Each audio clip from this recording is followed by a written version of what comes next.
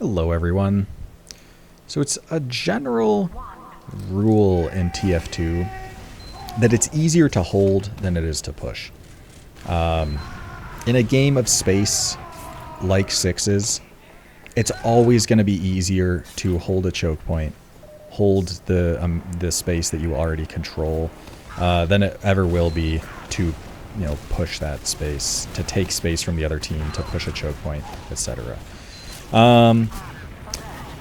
But that doesn't mean that in a stalemate, the team with control of mid, the team that's trying to push and sack and pressure and do whatever, doesn't mean they just are at a disadvantage and it's inherently harder to break a stalemate than it will be to just hold one, right? There are a lot of valuable things at play to balance out the efforts of the attacking team.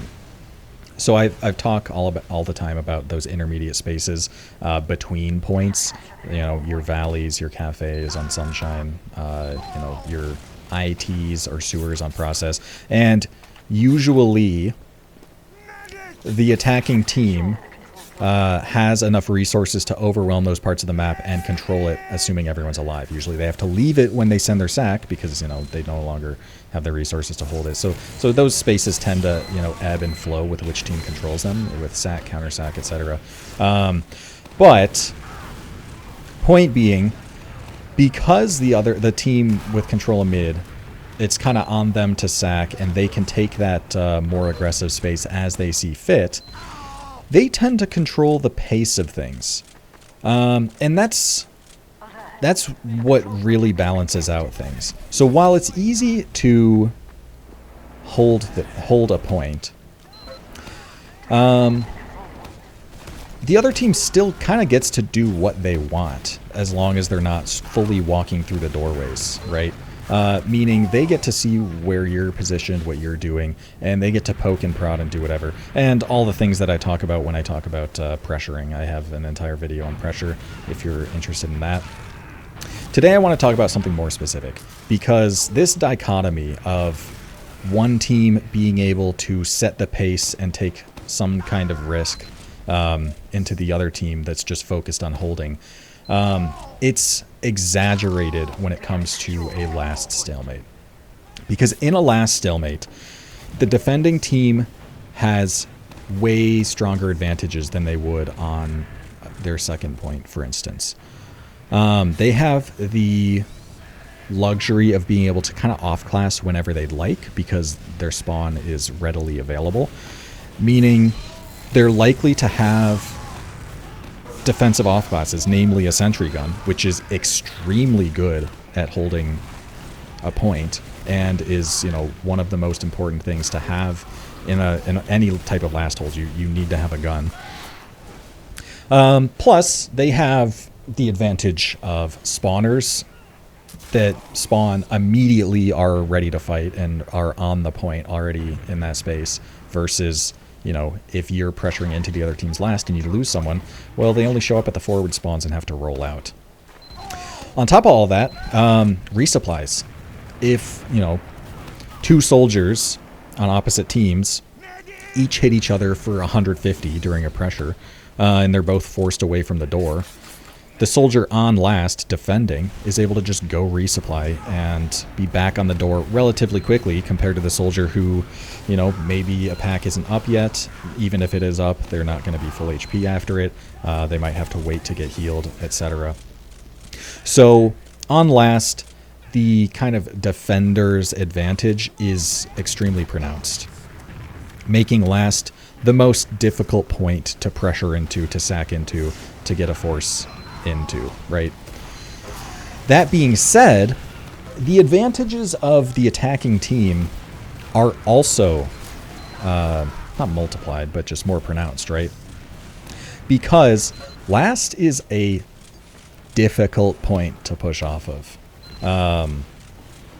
It is a risky endeavor to push off of your own last because of multiple reasons. First and foremost, you don't really have a cushion to mess up.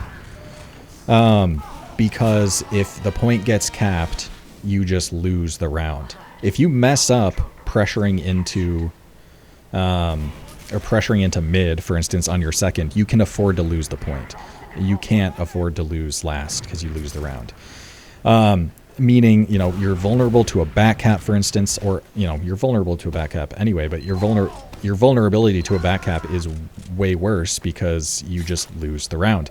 Likewise, losing players even is way worse pushing out of last, because if your push fails and you lost players during that, then suddenly the other team has picks into your own last, which is really, really hard to deal with. On top of that, well, with that in mind, basically that frees up the attacking team to potentially be more risky, right? They get to take more risks because there is a stronger strain on the other team to for any type of, you know, counter aggression. It's harder for them to counter aggress, meaning you can take more risks, you can potentially lose more players and do more things into the other last to try and break that hold, right? Because pushing, while it's easier for them to hold it, it is harder for them to counter aggress, and that's kind of the dichotomy at play here. So I'd like to talk about pressuring into last, how to break a last stalemate. I have a video about pushing last with add, and I have a video about pressure, but I don't really have... I want to talk more specific here. And actually, I did see some discussion about a tweet from High Five talking about, you know, how a lot of teams aren't really pressuring into last, taking a lot of risks into last. And so I want to talk about that. Things you can do into last to help break a hold. So it does come down to risk reward, essentially. If you risk more players, you're more likely to get a force. But if you don't get the force, it's much easier for the other team to push out, and it's easier for you to lose a point if you're down a lot. So let's start with what is common. What is the common advice, what teams commonly do? So because last is so difficult to push out of, teams are very comfortable sacking 2 players into last. It's pretty standard for teams to double sack into last and be able to hold the counter sack just no problem. So a double sack into last is kind of the bread and butter for a last stalemate.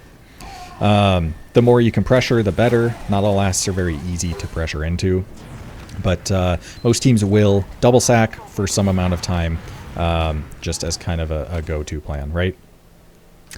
There are off classes that you will see. Most commonly sniper. And let's actually start by talking about sniper. So with sniper, there's a few things at play. A sniper is good at multiple things. So for starters, sniper can just one-shot any class, which is, of course, really valuable when you're trying to break a stalemate. But the main utility that a sniper has, in my opinion, at least at a high level, is enforcing certain positioning. So you can run a sniper multiple ways. You can, I guess, just go for a kill, and, you know, against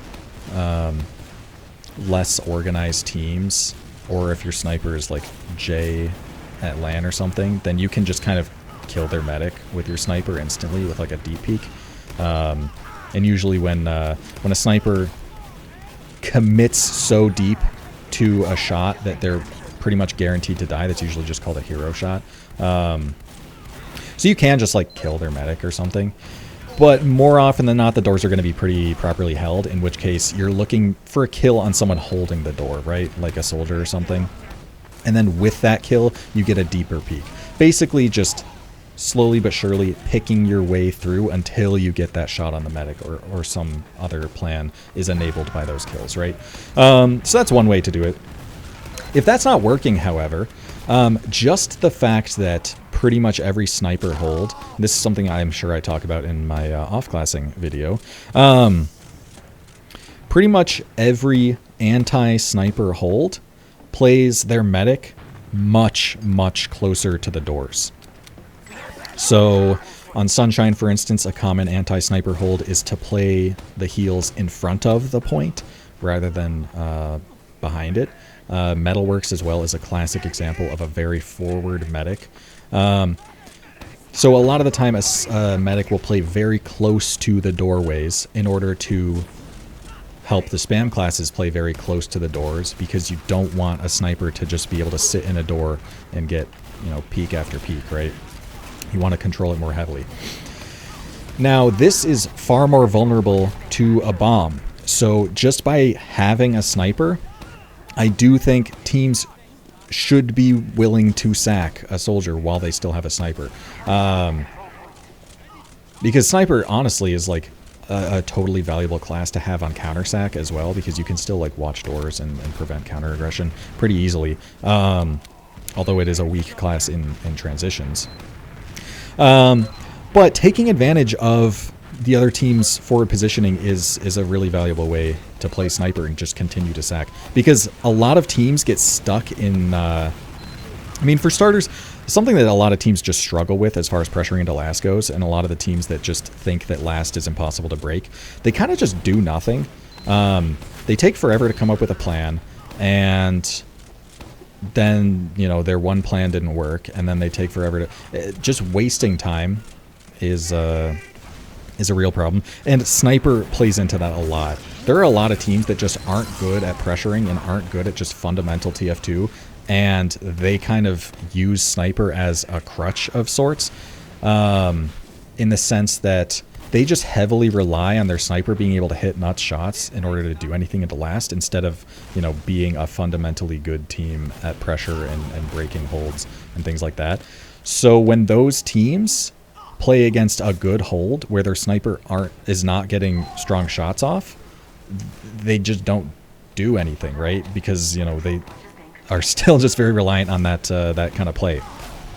So your sniper is not guaranteed to get shots off, and if they're consistently not, then, you know, it might be worth you know, not continuing to snipe, or not sniping next time, or even hero shotting your sniper to get them on a different class. But point being, you should be kind of flexible with how you make your plans. That was kind of an aside there. I just wanted to talk about how people play sniper, typically into last. Another option is spy, and of course spy also has multiple uses. So spy into last, you have a couple options. You can either go for a kill, which entails just getting a good timing to decloak and try and get a stab on their medic. And stabbing, you know, other classes can be valuable, like a pick on a demo. A demo for, you know, spy, which would be an off-classing scout or soldier. A demo for scout or demo for soldier trade into last is, you know, pretty valuable, and it means your team can pressure even further. So even that is still fine. It's not the play in and of itself, but it's an enabler for more plans in the future. But yeah, you can just go for a stab as a spy, or a somewhat recent metagame development is actually a sap in sack, where your spy does not play for a stab, but plays to sap the sentry gun, which is, again, a linchpin of a lot of holds and a primary way that teams deny doorways. So by sapping the gun, you're enabling a soldier bomb to land on the medic much easier. And it's, you know, still a double sack of sorts, but with that spy to hopefully just have a really good soldier bomb. And honestly, spy's revolver is like a really, really underrated weapon. And if your spy that's sapping can get some shots off, then they're not just the sapping class, like they can actually contribute to the sack.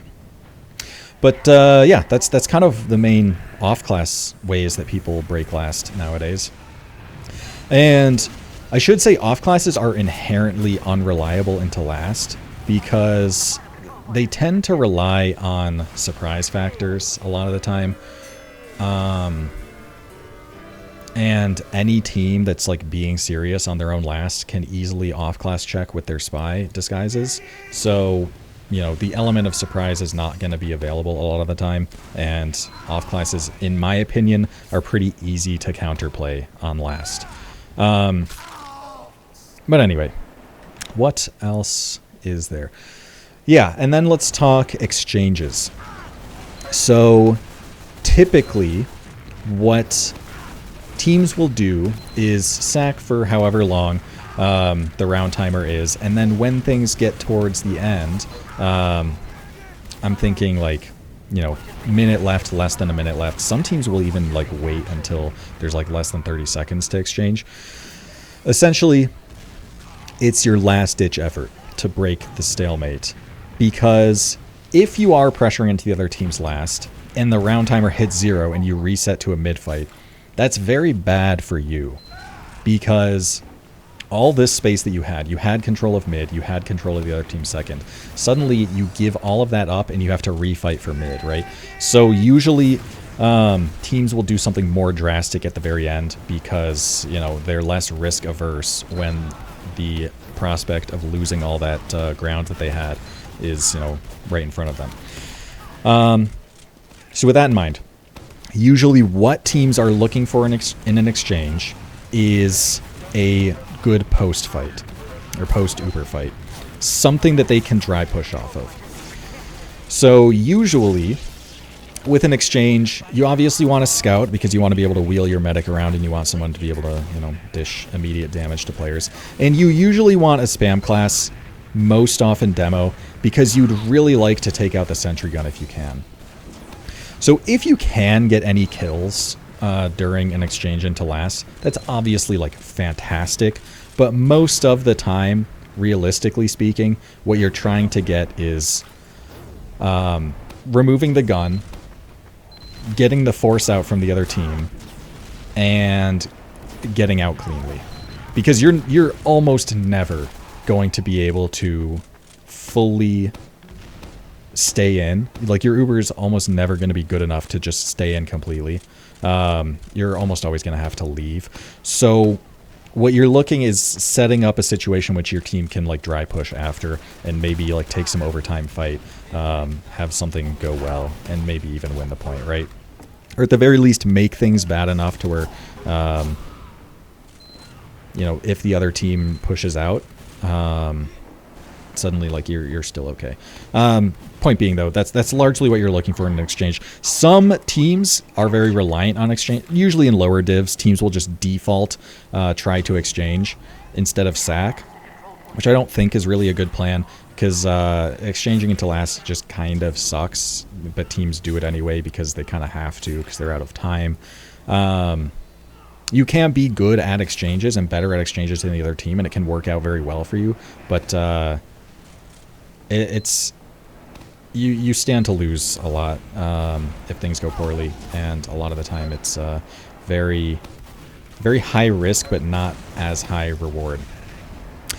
Yeah, so that's kind of the modern commonplace ways that teams, try to break last, and what people go about. So I want to talk about not new ways. None of these are new, and it's not like they aren't meta or anything. I just want to be clear that you have so many options as far as pressuring into last goes, and the kind of default options that I talked about are generally pretty low risk, low reward. It is so free to just play a sniper and not sack anyone and just try and peek your sniper in. You will never lose second in a counter sack if that's what's happening, but you're very unlikely to get a force as a result. And a lot of the ire that I hear from people who think that last is way too difficult to break is because they are doing extremely low risk options where they under no circumstances want to lose second. And you're not entitled to a full ad push into last just because it's evens on the other team's second. If you want to get a force, against really good play and good holds, a lot of the time you're gonna have to take a risk. So just sending double sack after double sack, or your occasional off class, or things of the sort, those extremely safe plans where you're never gonna be losing second off of it, those aren't guaranteed to work out for you, and a lot of the time they won't. So what I'm talking about now, or I'm about to talk about, are options that are usually riskier. Actually, some of them are still quite safe, but just kind of not used often for whatever reason.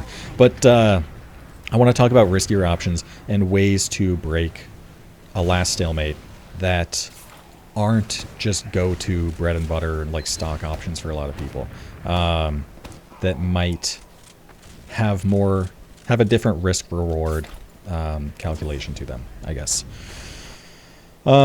Anyway, let's just get right into things with number one. You can just sack more people. Very simple. A double sack is a nice little it's a nice number for teams because, you know, you can comfortably hold the counter sack down 2. You cannot comfortably hold a counter sack down 3 or down 4, but that doesn't mean you might never want to go for it, because again, pushing out a last is difficult for teams. So, you know, we've seen in even invite grand finals quite recently, Froyo was not afraid to 4-man into last. And it makes a lot of sense why. If the other team is, their hold is really good, sacking twice as many people, including sacking a demo, which in my opinion, demo is really, really good at sacking, as a quick aside, because compared to a soldier or a scout where you know exactly like when that damage is coming out, like you know if a soldier shoots a rocket, he can't shoot another rocket until like, you know, however many seconds later or what have you. It's easy to milk against a soldier because the incoming damage is very expected. It's really, really hard to gauge what damage is coming in from a demo, because if a demo gets a sticky under a medic's feet and has their pipes out, that medic is inherently risking a drop if they don't use, because if that pipe hits and like demo does very bursty damage, I guess, that's harder to anticipate and makes demo a really good sacking class. People don't sack their demo because it's a really good class elsewhere and you like to have your demo alive. But yeah, that's like a really useful asset to have in a 4-man, and all those people will absolutely overwhelm a defense for, you know, a small period of time. And it's a lot easier to get a force in a 4-man. Now, of course, the major disadvantage is even if you get the force, you're most likely going to lose second because, you know, you're only 2 up. You, of course, don't want to be playing like a one-person exchange or whatever. That would be insane. So you're almost guaranteed to lose second if you 4-man. Unless your 4-man is so ridiculously good that you're getting kills with it and the force and like they can't... No, most of the time you're going to be losing second off your 4-man. So it's a matter of where you go from there. And a lot of the time, if you get that force, even losing second is okay. Because if you think about it, first and foremost, even if things... well, we'll talk about that later. Basically, you now are presented with add close to full add on mid. So with close to full add on mid, you have so many options. You can play to flip-flop second. You can play to dry push second and then push into last with the remaining add. And you can kind of just play to whatever plan you want. Which is really nice. You are not like shackled down to any one plan or another. You have a lot of options, and all of them are like putting you in the driver's seat because you have secured yourself ad, of course. That's what you'd expect. So even just being good at dry pushing second, you could 4-man if your sacks aren't working, your 2-mans aren't working, and the other team pushes out, resets the round timer, so even if you like push back onto 2 and it's evens, you still have plenty of time to sack, which is advantageous. But if you push into 2 fast enough without using, you get add into last. It's as if you like just, you know, had a normal sack that worked, but their med's just much closer to having this time around, so you have to be a little more careful in the post, etc. Yeah, you can see how that's useful, getting that force. And even if you don't get the force, even if you lose 4 players for nothing, which happened to Froyotech like multiple times. Like there were some of their 4-mans where they like did 50 damage to the medic, which is kind of ridiculous.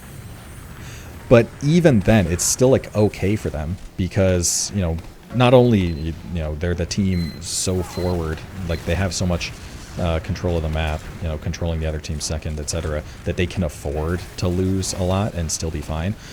But if your spawners like aren't getting denied, if the other team's at least slow enough, you've done at least enough damage to where people can't immediately be on 2 denying those forward spawns. A lot of the time you're looking at an even Ubers on mid, where you have control of mid, which, to be clear, is still better than a reset.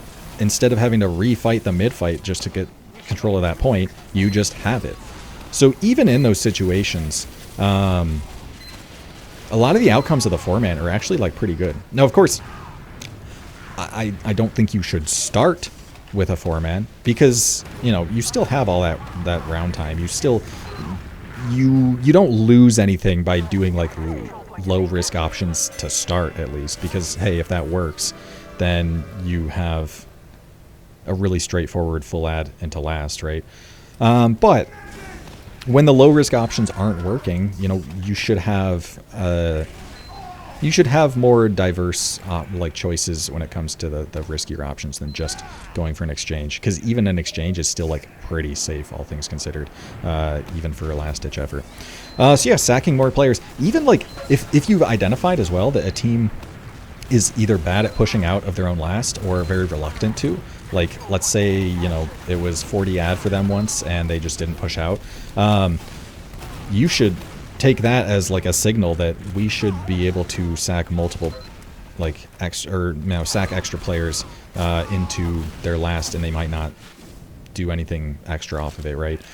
You can be sacking, you know, 3 players and then playing for an exchange, and it's all like risky play style because you can get punished for it, but it's also like high reward, because if you just get to sack 3 players and get away with it by like playing an exchange or something, buying time for spawners, all sorts of things, yeah, it's still ultimately good for you in the long run. So yeah, sacking extra players is just a really straightforward and can be a very solid way to get more reward out of a higher risk into last. What next? Next I want to talk about unlocks. In my opinion, unlocks are still pretty low risk. It's really easy to just do a 2-man and then have your soldier switch to a different class, the same way that you would just do a 2-man and have like your scout switch to sniper or spy or whatever. But unlocks, in my opinion, at least in North America, are like criminally underused, right? Oh, we can see here actually an example of the other team effectively 3-manned, but got a pick in the process, and now we're kind of hesitant to just push out. We do end up counter-sacking and get their demo, which is nice, but we're not just full dry pushing like we would with 3 kills, just because the 3-man was able to get a pick. So yeah. Anyway, unlocks. Unlocks are like criminally underused in North America, and it's mostly soldier unlocks, because soldiers are typically the ones sacking. Actually, not even for sacking purposes. For starters, let's talk the man treads. Man treads are actually really valuable for a sacking soldier. And let's actually see if we can't look at the stats right now. So of course, the man treads, you don't have the reduced rocket jump damage, which is a big downside. But the big one here, excuse me, is not the air control. It's not the fall damage. It's not the air blast vulnerability. It's the reduction in push force taken from damage. Meaning, well, the primary way that sacks are denied is, well, it's literally called denying the sack. When you knock a soldier away and off of their flight path, that's denying the sack.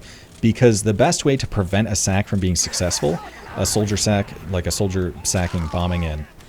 The best way to prevent that is to keep them as far away from your medic as possible, meaning you don't want their bomb to land near your medic. So that's why sentry guns are so important, because they are very good at, you know, just denying soldiers, knocking them away. Scouts are very good at that as well. Actually, we are going to have to load up another demo here. So, the Mantreads reducing that and making you way harder to physically deny is really valuable. Especially in those, you know, sniper holds where a medic might be quite close. Just being able to land closer to a medic makes the sack way more likely. And I can't think of like a really strong reason why a roamer who is spawning knowing that they want to sack into last again wouldn't spawn on Mantreads just to have a slightly better sack, right? That just kind of makes sense to me. But again, it's hard to like remember to actually switch weapons, and you don't want to be stuck on Mantreads when you don't want to be, because they are, in my opinion, only situationally better than the gunboats, and gunboats are better more generally.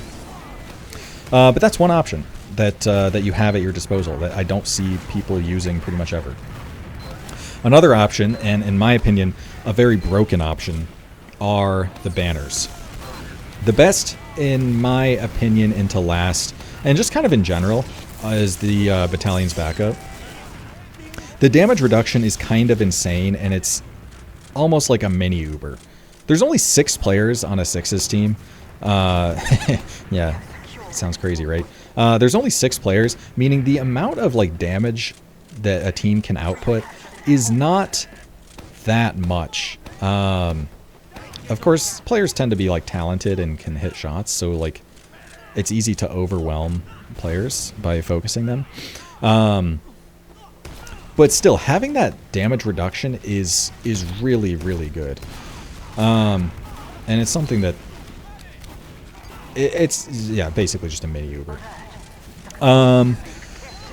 So as far as how to play a banner, it's, in my opinion, extremely low risk, because you don't even need to do anything differently most of the time. Now, some teams do play differently when they have the banner, and I think it's generally worse, because they just play to try and peek their soldier into last to build the banner and get that spam. It's much harder to get spam into last than out of it, so oftentimes it's not going to work, and teams will just kind of wait around doing nothing, and it's a complete waste of time. And that's why I think a lot of people are turned off to the banner, is because they're playing that kind of plan, and it's hard to work. But you can build the banner whenever, meaning you can continue to sack as normal, as long as you aren't sacking the soldier with the banner. And if the team ever pressures to counter sack, that's when you get a ton of damage, and that's when you start building the banner. And the counterplay to that for the defending team is to run your own banner, which a lot of the time, if you see the other team running a banner into your own last, you need to switch to it like as soon as possible, because if they get it and you don't have one, you oftentimes just lose. Or it's to not let them get the banner, which might entail just not even pressuring for a counter sack, which, if you're refusing to even like pressure any type of counter aggression, then suddenly like the attacking team gets to get away with a lot more, because, you know, you're scared to punish them for the risks they're taking. So banners are really good, and once you have the banner, the best way to take that is with the exchange, I think. I see a lot of teams like pop the banner preemptively or have it during the exchange. In my opinion, the best way to use the banner is to take the same type of exchange you would take if you were trying to salvage like in overtime, where you want to get the gun, you want to get the force, and you want to get out. Only this time, for your repressure in the post, you have a banner, you have a mini Uber, which makes it way easier to get in, makes it way easier to take a post-Uber fight, and way easier to win the round. Because again, it is kind of just a mini Uber. And all the same things that I talk about when I talk about pushing last still apply, where like once you're in, you want to be on a side, you want to be, you know, playing for a commit, playing the point, all those things. But yeah, it's just really, really, really good. Because it's almost like a flowchart way to just win a round if you're able to sack and then play the banner. That being said, banner doesn't even have as many downsides as, for instance, the man treads, because being stuck on a banner, if you have it charged, or at least like somewhat charged, is still valuable even in transitions, even on like other points besides last, because it's just a massive advantage that your team can just take a dry push off of. So even if you're playing the banner and something goes wrong and you get pushed back to mid, you can probably just take 2 back with the banner a lot of the time. So I think playing banners is something that's like criminally underutilized in North America, at least. I know they're banned in Europe, and something a lot of people should be considering more. And that's mostly it as far as unlocks go. There's probably some gimmicks you can do. Like if you have particular problems with a gun, it's probably not like it's not out of the question to like have a soldier sack and then switch direct hit to help take it out or something, or have a demo switch to lock and load. Those are definitely less recommended examples, but you know, while we're on the topic of unlocks, there are things that can like situationally help you, and you have flexibility into last, right? Because you can sack to switch to things and play around that for the time being, etc. So yeah, unlocks are another option to breaking last. This last one is more abstract. In my notes, I just said specific targeting. And what I kind of mean by it is actual, like, specific intentional things to pick apart the hold. And this takes more experience, more skill, more understanding, and more team coordination.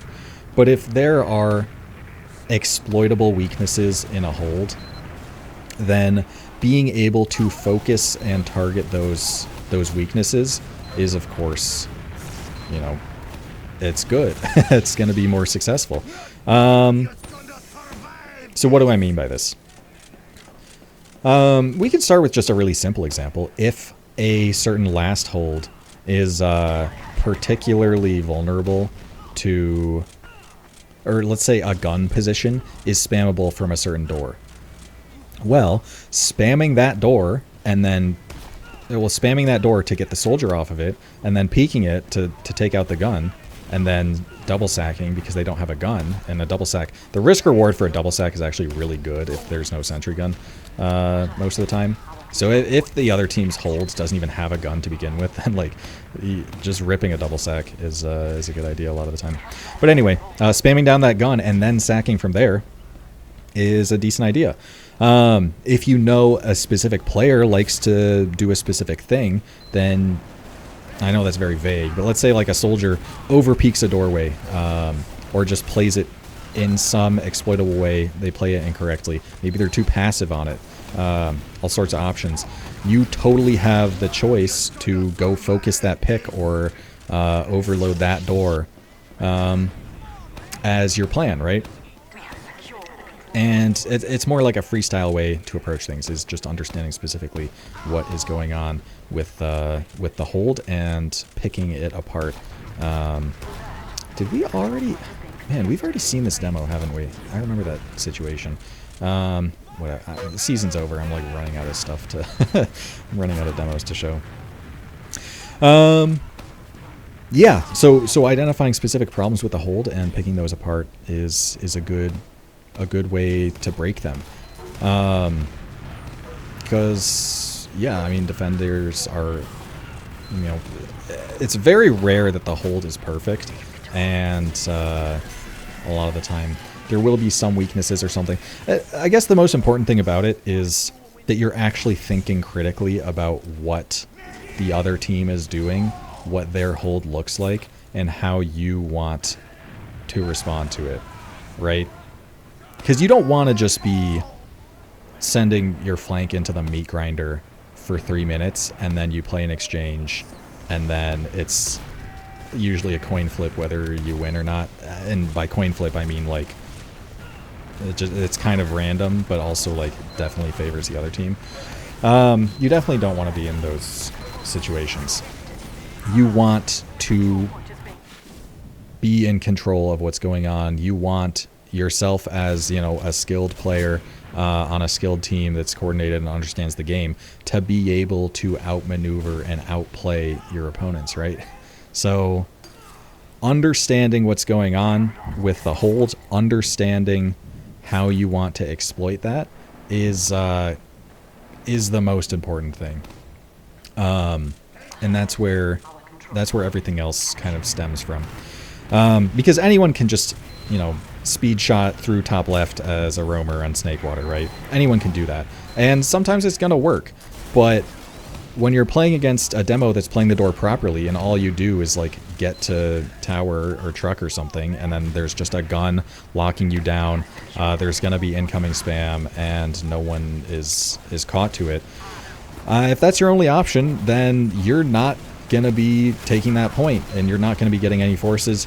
You're not going to be getting any rounds, and you're not going to be winning the game. So being able to play flexibly into last, understanding that if you're just doing no-risk options for the entire time, then a lot of the time you're not going to get rewards. And being comfortable and familiar with playing those riskier options where you maybe actually see some transition, where maybe you lose a point while preserving some type of advantage to repush with later. All these kinds of concepts and ideas are important to be practiced in and experienced in and understanding of, I guess, is probably what I should close off with. But yeah, Engineer's not broken. If you ever have a sniper for like 2.5 minutes into last without ever sacking and then you round reset, you deserved it. And yeah, I guess I'll see you guys later.